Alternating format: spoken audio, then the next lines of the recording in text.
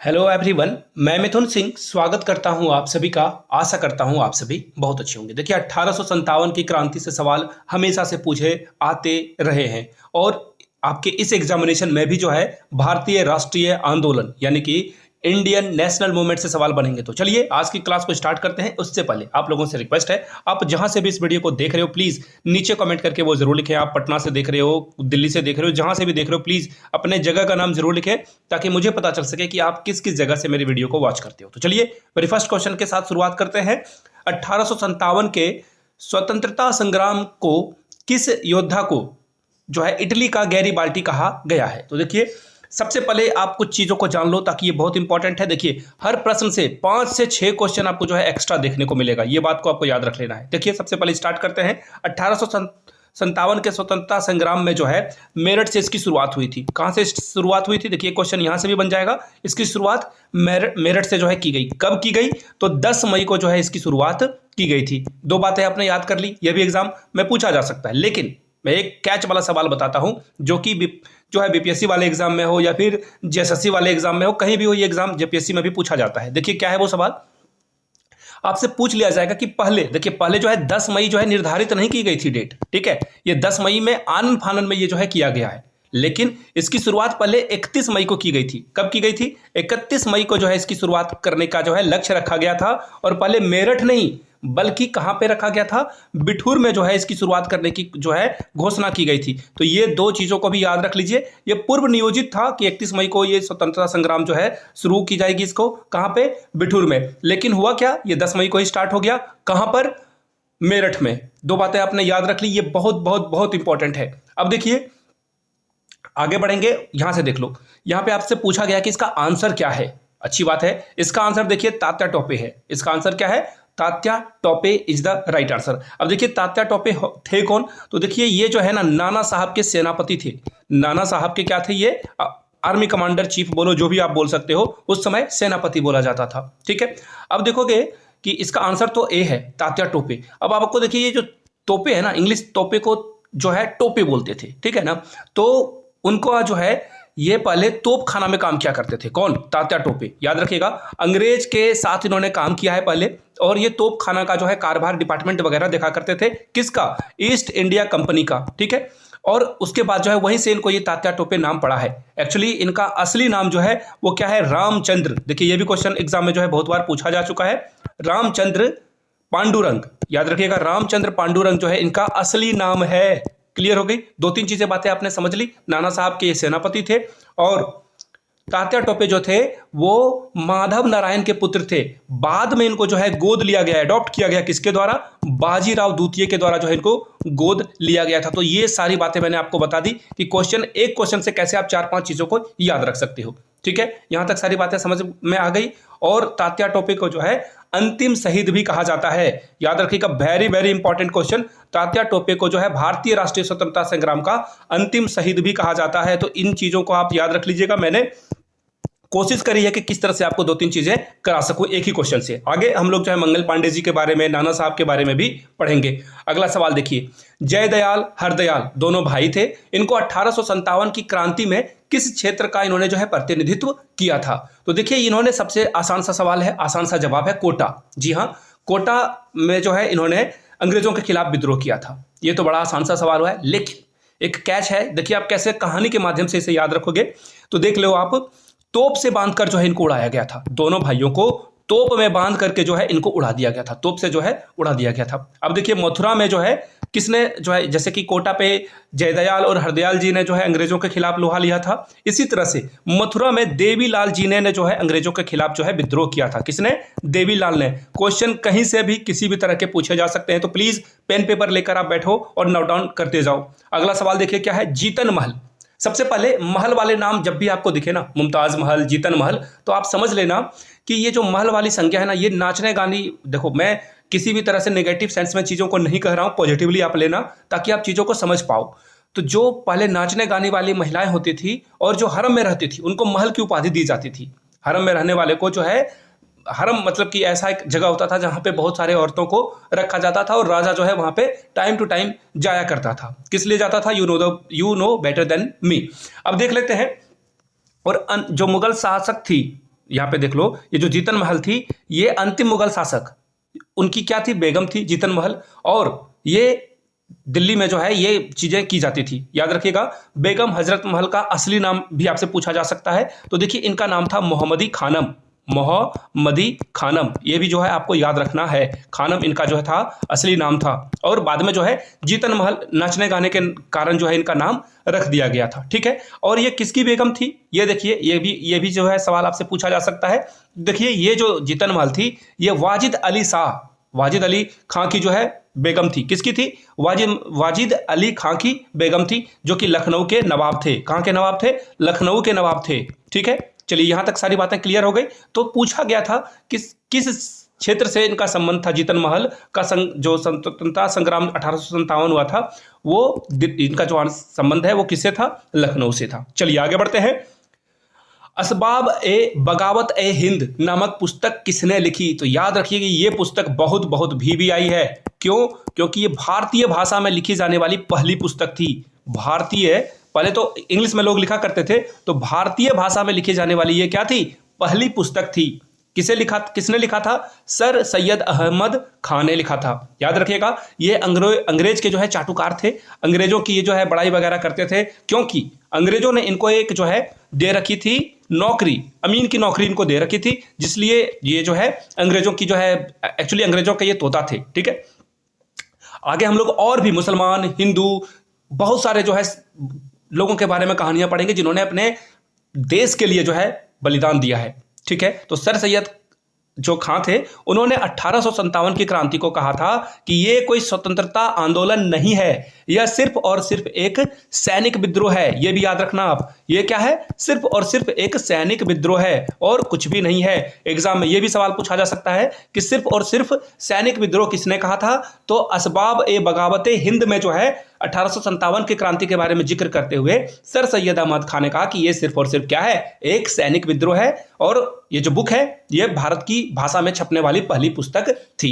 अब देखिए एक और क्वेश्चन आपसे पूछा जा सकता है एग्जाम में, वीडी सावरकर, आपने नाम सुना होगा, बहुत कंट्रोवर्शियल नाम है, डेफिनेटली आपने सुना होगा। तो वीडी सावरकर ने ना 1857 के क्रांति को पहला भारतीय राष्ट्रीय आंदोलन कहा था। सबसे पहले इस बात की जो तकदीर है वो रखी थी किसने, वीडी सावरकर ने। अब देखिए, और स्वतंत्रता संग्राम, देखिए इंपॉर्टेंट है, देखिए पहला स्वतंत्रता संग्राम जो है किसने कहा था, तो वीडी सावरकर ने। लेकिन सिर्फ आपसे पूछ लिया जाए कि सिर्फ और सिर्फ स्वतंत्रता संग्राम किसने कहा था, तो याद रखिएगा उनका नाम है ईश्वरी प्रसाद। उनका नाम क्या है, ईश्वरी प्रसाद, ठीक है। यहां तक सारी बातें क्लियर हो गई। चलिए और एक और क्वेश्चन पूछा जा सकता है कि किसने जो है पूरे आंदोलन को, राष्ट्रीय आंदोलन को अपने आंखों से देखा, तो देखिए गालिब ने देखा, और गालिब ने अपने बच्चों को जो है इनको गेट पे, फांसी पे जो है लटका के मार के जो है इनके लाश को जो है गेट पे लटका दिया गया था। तो गालिब ने ये सारे दुख को जो है अपने आंखों से देखा था, ठीक है। चलिए आगे बढ़ते हैं।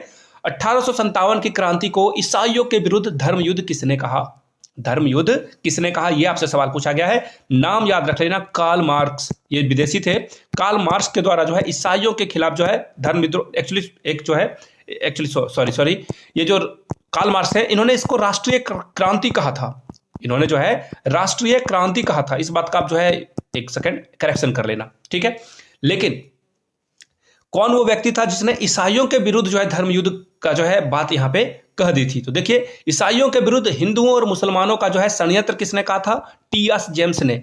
ईसाइयों के खिलाफ नहीं, ये देखिए ईसाइयों के विरुद्ध हिंदुओं और मुसलमानों के बारे में कहा गया था। देखिए एक एक छोटे छोटे पॉइंट को याद रखना, ईसाई के विरुद्ध हिंदुओं और मुसलमानों का षड्यंत्र किसने कहा था, टी.आर. जेम्स ने कहा था। लेकिन L.R. रीच ने जो है इसे क्या कहा था, L.R. रीच ने कहा था कि ये ईसाइयों के खिलाफ जो है धर्म युद्ध छिड़ा गया है। आंसर आपका क्या होगा, ए करेक्ट हो जाएगा। याद रखिएगा ईसाइयों के खिलाफ हिंदू और मुसलमानों का विद्रोह किसने कहा था, टी.आर. जेम्स ने। कार्ल मार्क्स ने क्या कहा था, कार्ल मार्क्स ने कहा था कि ये जो है एक रेवोल्यूशन है, क्रांति है, नेशनल मूवमेंट है। आगे बढ़ेंगे। द ग्रेट रिबेलियन नामक जो पुस्तक है किसने लिखी है, द ग्रेट रिबेलियन पुस्तक जो है ये किसके द्वारा लिखी गई है, अशोक मेहता जी के द्वारा ये बुक लिखी गई है। अब देखिए एक और नाम आपको दिख रहा होगा ऑप्शन ए में, पीसी जोशी। तो देखिए इन्होंने रिबेलियन लिखा है, इन्होंने जो है कौन सा बुक लिखा है रिबेलियन, और 1857 जो है इन्होंने लिखा है, किसने, पीएस जोशी ने। अब देखिए एरिक, जो यहाँ पे आपको नाम एक दिख रहा होगा, इसने जो है कौन सी बुक को लिखा है, इनके द्वारा जो बुक लिखी गई थी पीजेंट एंड द रॉस, याद रखिएगा, पीजेंट एंड द रॉस इनके द्वारा लिखी गई थी। अब देखिए एक और नाम है के सेन गुप्त, इनके द्वारा भारत का इतिहास जो है लिखने की जिम्मेदारी भारत सरकार ने इनको दी थी। आजादी के बाद, याद रखिएगा, आजादी के बाद जो है भारत का इतिहास किसको लिखने के लिए जो है जिम्मेदारी दी गई थी, के सेन गुप्त को दी गई थी। 1857 की क्रांति का प्रतीक क्या था, तो देखिए 1857 के क्रांति का प्रतीक रोटी और क्या था, कमल था। सॉरी, ये जो रोटी और क्या था, हाँ कमल ही था, बिल्कुल सही है। इसका आंसर क्या हो जाएगा, रोटी और कमल। अब देखिए इसकी शुरुआत कब की गई थी, 1857 के क्रांति का जो बीज है वो 100 साल पहले, 100 साल पहले यानी कि 1757 में ही पड़ गई थी। कब, प्लासी का जब युद्ध हुआ था तब इसकी पटकथा 100 साल पहले लिख दी गई थी, जब अंग्रेज जो है हड़प नीति वगैरह जो है कोशिश कर रहे थे। और फिर जो चीज़ें हैं वो बढ़ती गई, और मैंने आपको बताया है कि 31 मई को जो है ये 1857 को जो है इसकी जो पूर्व निर्धारित तिथि थी कि हम लोग अंग्रेजों के खिलाफ विद्रोह करने वाले हैं। देखिए होता क्या था ना, जो अंग्रेज के सैनिक थे वो कौन थे, भारतीय थे वो भारतीय थे, तो वो जो है क्या किया करते थे, वो अंग्रेजों के लिए लड़ाई करते थे। तो जब वो गांव लौटते थे ना तो किसान इनको समझाते थे कि बेटा तुम्हें अंग्रेजों को मार भगाना है, यहाँ से अंग्रेज के साथ अंग्रेजों के लिए नहीं लड़ना है। ये बातें उनके गांव के द्वारा की जाती थी। तो इसी के कारण जो है रोटी और कमल इसका प्रतीक बन गया। और फिर जो है अंग्रेज के खिलाफ जो है विद्रोह करने की बात 31 मई जो है 1857 को जो है ये डेट पड़ा था। लेकिन बाद में जो है इसे विड्रॉ करके 10 मई को ही ये आंदोलन हो गया था। आगे बढ़ेंगे, मानिकराम दत्ता और कंद्रेश्वर सिंह और प्यासा बरुआ ये 1857 की क्रांति में किस क्षेत्र का प्रतिनिधित्व कर रहे थे, तो याद रखिएगा आसाम। याद रखिएगा आसाम में ये भी सवाल पूछा जा सकता है, आसाम का पुराना नाम क्या हुआ करता था क्रांति के समय में, तो इसका नाम कामरूप हुआ करता था। क्लियर हो गई बात है, तो हम लोग आगे बढ़ लेंगे अगले सवाल की ओर। अगला सवाल देखिए क्या है, 1857 के क्रांति में हडसन ने किसकी मदद से बहादुर शाह जफर को गिरफ्तार कर लिया, बड़ा इंपॉर्टेंट सवाल है। तो देखिए हडसन ने जो है अंग्रेज अधिकारी था, इसने जो है बहादुर शाह जफर के जो साला थे उनका नाम क्या है, इलाही बख्श। यहां से आपको देखिए ये रहा मिर्जा इलाही बख्श ने 100 रुपए में जो है ये साला बिक गया, ये जो साला था 100 रुपए में बिक गया और अंग्रेज को जो है मुखबरी कर दी। अब देखिए हुमायूं मकबरा में ये छुपे हुए थे, कहां पे छुपे हुए थे ये भी याद रखिएगा, ये हुमायूं मकबरा में छुपे हुए थे, याद रखना इस बात को, ये भी सवाल जो है आपसे पूछ लिया जा सकता है। और फिर देखो एक और बात याद रखना, बहादुर शाह जफर पैदा कहां हुए, रंगून में, और वहीं पे जाकर जो है इनको गिरफ्तार भी किया गया और वहीं पे ये इनको दफनाया भी गया है। तो ये बहुत त्रासदी है। आगे बढ़ेंगे, 1857 की क्रांति के नायक मंगल पांडे किस बटालियन के सिपाही थे, तो मैंने आपको देखो एक छोटी सी स्टोरी बता देता हूं, बनाऊंगा नहीं बताऊंगा। तो देखिए मंगल पांडे एक्चुअली हुआ क्या था ना कि आपने ये बातें सुन रखी होगी कि जो कारतूस थे उसमें जो है सुअर की चर्बी और गाय की चर्बी से जो है इस कारतूस को बनाया गया था। लेकिन ये न्यूज जो था वो क्या था, फॉल्स था। अंग्रेजों की ये चाल थी, वो लोगों में धर्म के विरुद्ध जो है लड़ाने के लिए ये काम किया करते थे। और जो सैनिक कारतूस अगर अपने मुंह से ले लेता था हिंदू या मुस्लिम, उसे बोलते थे कि तुम ईसाई बन जाओ, यहाँ पे कोई दिक्कत तुम्हें नहीं देखने को मिलेगी। तो ये अंग्रेजों का प्रोपेगेंडा था। अब देखिए मंगल पांडे ब्राह्मण ठहरे और इनको जो है ये जब ये ट्रेनिंग वगैरह किया कर रहे थे तो ट्रेनिंग के दौरान जो है इनको बोला गया कि मुंह से कारतूस जो है छीलो और लोड करो फायरिंग के समय में, लेकिन उन्होंने मना कर दिया। तो इनके जो वहाँ पे इनका जो ऑर्डर करने वाला था अंग्रेज अधिकारी, उसने कहा कि तुम्हारे लिए कोई अलग से असिस्टेंट तो नहीं रखेंगे, तुम्हें ही करना पड़ेगा। तो ये अपने सीनियर के पास गया, किसके पास गया, सीनियर के पास गया और शिकायत इनकी कर दी। सीनियर गुस्से से तमतमाता हुआ आया और उस सीनियर का नाम क्या था आपको पता होगा, बाघ, कर्नल बाघ। और वो बहुत गुस्से में था, उसने जो है इनको कहा कि तुम जो है लोड करोगे या नहीं करोगे, तो इन्होंने साफ मना कर दिया। तो इनको जो है देखो एक्चुअली जब आप शूट करोगे ना तो पेट के बल जो है लेट करके शूट करते हो, तो ये भी लेटे हुए थे। तो अंग्रेज अधिकारी ने इनके पीठ के बट पे जो है राइफल का बट होता है उससे जो है इनको मारा गया। लेकिन ये गुस्से में ठहरे और फिर जब दूसरी बार मारने की कोशिश की गई तो इन्होंने जो राइफल है वो पकड़ लिया और फिर उसी राइफल से देखो जो कर्नल बाघ थे उन्हीं का राइफल, उन्हीं की गोली और उन्हीं का खोपड़ी जो है इन्होंने उड़ा दिया। और फिर इनको गिरफ्तार कर लिया गया, किनको? मंगल पांडे को। और मंगल पांडे को गिरफ्तार करके 8 अप्रैल को जो है इनको फांसी दे दी गई। 1857 में ही जो है इनको फांसी दे दी गई, याद रखिएगा। और ये 34वें जो है 34वें बटालियन से संबंधित थे। ठीक है, चलिए अब आगे बढ़ेंगे अगले सवाल की ओर। 1857 के क्रांति को मुस्लिम विद्रोह किसने कह दिया? ये किस इतिहासकार ने जो है इसे मुस्लिम विद्रोह कहा? तो देखिए इसका नाम है रॉबर्ट एंड श्रीमती कुप। कहाँ है? ये देख लो, ये रहा ऑप्शन नंबर सी में, एक ही नाम है। तो देखिए इन्होंने जो है इसके बारे में कहा था। ठीक है, अब देखिए कुछ और लोग हैं जिन्होंने अलग अलग बातें कही। जेम्स एनाउटमेंट और जो डब्ल्यू टेलर थे, इन्होंने कहा कि ये हिंदुओं और मुसलमानों का षड्यंत्र है। देखिए एक अंग्रेज क्या कह रहा है कि ये मुसलमानों का विद्रोह है, एक ने कहा कि ये हिंदू और मुसलमान जो है मिलकर जो है विद्रोह कर रहे हैं। किसके खिलाफ? ईसाइयों के खिलाफ। तो बहुत सारी बातें हुई थी, तो इसका जो है इन चीजों को भी आपको याद रखना है। अब देखिए, और एक और नाम था, आपको पता ही है, सर सैयद अहमद खां। ये क्या थे? अमीन थे, जमीन नापने वाला काम किया करते थे अंग्रेज अधिकारियों के लिए। ये अंग्रेजों के क्या थे? चमचे थे। इन्होंने जो है क्या करा, इन्होंने जो है इसे जो है 1857 के क्रांति को क्या कहा था? सिर्फ और सिर्फ सैनिक विद्रोह कहा था, याद रखिएगा। चलिए हम लोग आगे बढ़ेंगे नेक्स्ट सवाल की ओर।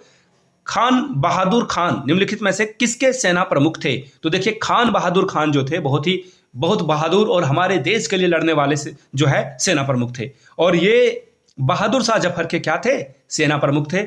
और इनके साथ इनको गिरफ्तार किया गया और रंगून भेजा गया। बेचारे को कफन भी नसीब नहीं हुआ, इनको जो है कब्र भी नसीब नहीं हुआ।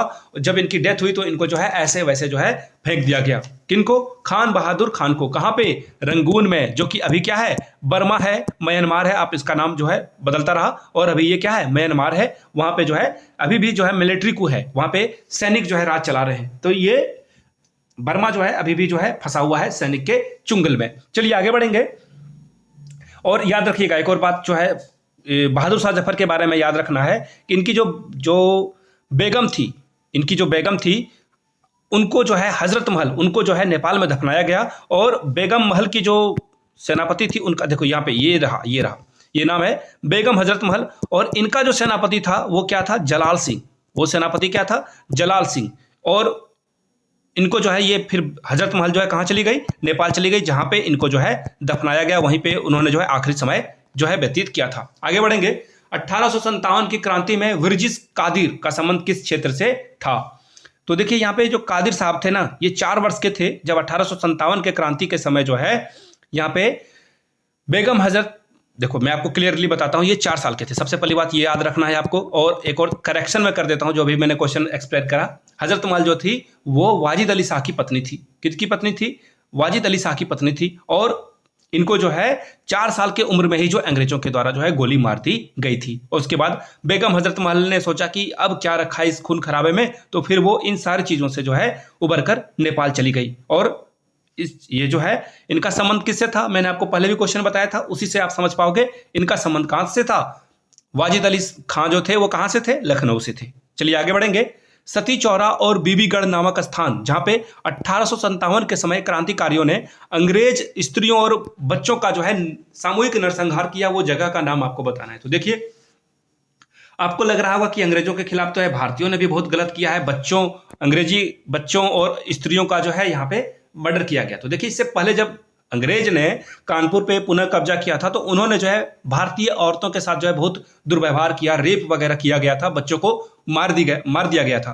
तो इसी से जो है ये क्रांतिकारी खपा थे और इन्होंने भी वही टिट फॉर टैट वाली बात कर दी, जो कि सही नहीं थी। बहुत सारे अंग्रेज जो बहुत सारे अधिकारी थे, जब ये गोलियां बरसाने के लिए कहा गया था, किसने कहा था ये भी याद रखिएगा, विलियम सिंह ने कहा था। तो ये लोग एग्री नहीं हुए थे, लेकिन अंततोगत्वा फिर से गोली चलाई गई। तो कानपुर में ये कांड हुआ था। 1857 की क्रांति के दौरान कौन से ऐसे नेता थे जिनको नेपाल में शरण लेना पड़ा? अभी आप तुरंत जो है हजरत महल लगा दोगे, गलत हो जाएगा। यहाँ देखो एक वर्ड पूछा गया है, ये बहुत इंपॉर्टेंट है। हजरत महल देखिए वो क्या चाह रही थी कि उनका बच्चा, उनका पति जो है राजा बने, लेकिन नेता वो कभी नहीं थी। तो नेता यहां सवाल पूछ दिया गया है, तो नाना साहब इसका क्या होगा? राइट आंसर होगा। नाना साहब ने नेपाल में जो है शरण ली थी। आगे बढ़ेंगे। दामोदर राव कौन है? तो देखिए ये रानी लक्ष्मीबाई और गंगाधर राव के दत्तक पुत्र थे, एडॉप्टेड सन थे। और इनको जो है फिर ये गद्दी पे बैठाना चाह रही थी रानी लक्ष्मीबाई। आपने बहुत वो फेमस फोटो देखी होगी कि रानी लक्ष्मीबाई युद्ध लड़ रही है और पीठ पीछे उनका बच्चा बंधा हुआ है। तो वो दामोदर राव थे जो बच्चा आप पीठ पे देखते हो।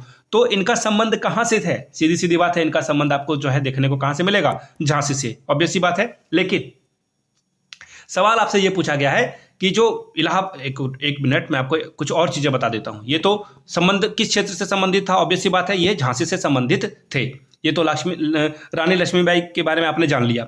अब देखिए जो जगदीशपुर है ना, यहां पे किसने जो है लीड करा? तो इसका देखिए सही आंसर क्या हो जाएगा? जगदीशपुर को लीड किया था हमारे और आपके, हमारे जो पूर्वज हैं वीर कुंवर सिंह। 80 साल के होते हुए भी जो है अंग्रेज से ये लड़ाई कर रहे थे और इनको जो है अंग्रेज के खिलाफ जो है मुखबिरी कर दिया गया था इन्हीं के साथी के द्वारा, और तब जो है अंग्रेजों ने इनको घेर लिया था और इनको गोली मार दी। तो इन्होंने जो है इनके बाह में जब गोली लगी तो इन्होंने अपने ही तलवार से अपने बाह को काट लिया ताकि गोली का जहर जो है पूरे शरीर में नहीं फैले। फिर बाद में जो है अत्यधिक ब्लीडिंग यानी कि खून बह जाने के कारण इनकी मौत हो गई थी। क्लियर होगी बातें सारी। और एक और बात याद रख लेना है, रानी लक्ष्मीबाई का जो जन्म है वो वाराणसी में हुआ है। कहाँ हुआ है? वाराणसी में। तो ये बहुत इंपॉर्टेंट सवाल है, जन्म इनका वाराणसी में हुआ था और सवाल ये भी आपसे पूछा जा सकता है। लेकिन याद रखिएगा बिहार की ओर से जो है नेतृत्वकर्ता कौन थे? ऑब्वियस सी बात है वीर कुंवर सिंह थे। इनके बारे में भी अभी कुछ और चीजों को हम लोग यहां से देखेंगे। देखिए वो उस क्रांतिकारी का नाम आपको बताना जिनके ऊपर अंग्रेज शासकों ने जो है 50,000 रुपए का जो है इनाम रखा था। बड़ा ही इंपॉर्टेंट सवाल है। तो देखिए इनका नाम था मौलवी अहमद उल्ला खां और ये दक्षिण भारत के, साउथ इंडिया के जो है ये रहने वाले थे और ये नॉर्थ इंडिया में आकर इनका परिवार बस गया था। तो इन्होंने जो है अंग्रेजों के खिलाफ जो है बहुत जो है विध्वंसकारी जो है रणनीति अपनाई थी। बहुत सारे अंग्रेजों को इन्होंने मारा था। लेकिन इनको जो है किन्हीं अपने ही दोस्त ने, अब किन्हीं का नाम क्या है मैं आपको बताता हूं। तो देखिए उस समय अंग्रेज सेना में लोग, अंग्रेज सेना में ये क्या कर रहे थे? काम कर रहे थे। ठीक है। तो उन्होंने जो है मौलवी अहमद उल्ला खां को बुलाया अपने पास, बोला कि मैं तुम्हें जो है कुछ पैसे और सैन्य मदद देना चाहता हूं, बंदूक गोली देना चाहता हूं। तो फिर इनका जो दोस्त था जगन्नाथ भानु नाम याद रखिएगा, जगन्नाथ भानु ने जो है अपने पास बुलाया और फिर उसने जो है गलती से धोखे से जो है गोली मार दी और 50,000 रुपए के लालच में इसने जो है गोली मार दी। 50,000 रुपए उस समय में, समझ रहे हो आप, 1857 की बात हो रही है। तो मौलवी अहमद उल्ला खां को जो है इन्होंने गोली मार दी। तो ये बहुत बहुत बहुत इंपॉर्टेंट है। एकमात्र क्रांतिकारी हैं जिनके ऊपर जो है 50,000 रुपए का इनाम रखा गया था। 1857 की क्रांति बिहार में सर्वप्रथम कहां से शुरू हुई थी? तो देखिए इसका सही जवाब हो जाएगा देवघर, जहां से मैं हूं। और मुझे बहुत प्रसन्नता हो रही है कि बिहार में इसकी शुरुआत हुई थी। एक्चुअली बिहार और झारखंड बाद में अलग हुए हैं। कब अलग हुआ है नीचे कमेंट करके बताओगे। तो देखिए देवघर से इसकी शुरुआत हुई थी। और लेकिन अब अगर आज के बिहार के परिप्रेक्ष्य में आप देखोगे तो इसका आंसर क्या हो जाएगा? पटना हो जाएगा। पटना में एक पुस्तक विक्रेता थे पीर अली, उनका नाम क्या था? पीर अली। और इन्होंने जो है पटना में अंग्रेजों के खिलाफ जो है लोहा लिया था। तो ऐसे जो जज्बाजी लोग हैं ना, इनको सलाम है। चलिए आगे बढ़ेंगे हम लोग अगले सवाल की ओर। 1857 की क्रांति में वह नर्तकी जिसने अंग्रेजों का सामना किया। तो देखिए नर्तकी वैश्या थी जिसने जो है, इनका नाम देखो सबसे पहले आप जान लो, इसका नाम क्या है? अजीजन बाई। इनका नाम क्या है? अजीजन बाई। और कानपुर में, कहां पे? कानपुर में जो है इन्होंने क्या किया? अंग्रेजों के खिलाफ लड़ने वाले जो भारतीय सिपाही थे इनको अपने यहां छुपा के रखा, कोठे पे छुपा के रखा। और कोठे पर जो है सिर्फ रखा नहीं कोठे पे, बल्कि इनको जो है बहुत सारी मदद की, आर्थिक मदद भी की कि ताकि ये जो है अंग्रेजों के खिलाफ लड़ पाए। आर्थिक मदद, पैसे से भी इनकी मदद की। तो देखो कोई काम कैसा करता हो बड़ा छोटा, लेकिन देश के लिए जो है बहुत बड़ी बात है कि कोई जो है आगे आता हो। चलिए आगे बढ़ेंगे। 1857 की क्रांति में किस भारतीय नायक ने फ्रांस के शासक नेपोलियन III को पत्र लिखकर सहायता मांगी थी? तो देखिए ये नाना साहब थे। ये कौन थे? नाना साहब। और इनका नाम घोंघू पंत था, याद रखिएगा, ये भी जो है क्वेश्चन में पूछा जाता है। और ये नाना साहब थे, इन्होंने अजीम उल्ला खान को, याद रखिएगा, अजीम उल्ला खान को जो है भेजा था फ्रांस, ताकि उसके बाद जो है लंदन भेजा गया ताकि जो है इनसे सहायता मिल सके। लेकिन बहुत सहायता नहीं मिल पाया था। तो ये मैंने 20 क्वेश्चन कराया। अगर आपको लगता है कि ये बहुत फ्रूटफुल है आपके लिए तो नीचे कमेंट करके पार्ट 2 जरूर लिखिएगा। तो इसके ऊपर एक डेडिकेटेड वीडियो में और लाऊंगा जहां पे और 20 प्रश्नों को आपके लिए जो है रखूंगा ताकि आप चीजों को सीख पाओ, समझ पाओ। वीडियो को यहां तक देखने के लिए आप सभी का बहुत बहुत शुक्रिया। प्लीज चैनल को सब्सक्राइब करें, लाइक करें और किसी एजुकेशनल व्हाट्सएप टेलीग्राम ग्रुप पे इस वीडियो को जरूर से जरूर साझा करें। वीडियो को यहां तक देखने के लिए आप सभी का बहुत बहुत शुक्रिया। फिर से थैंक यू सो मच।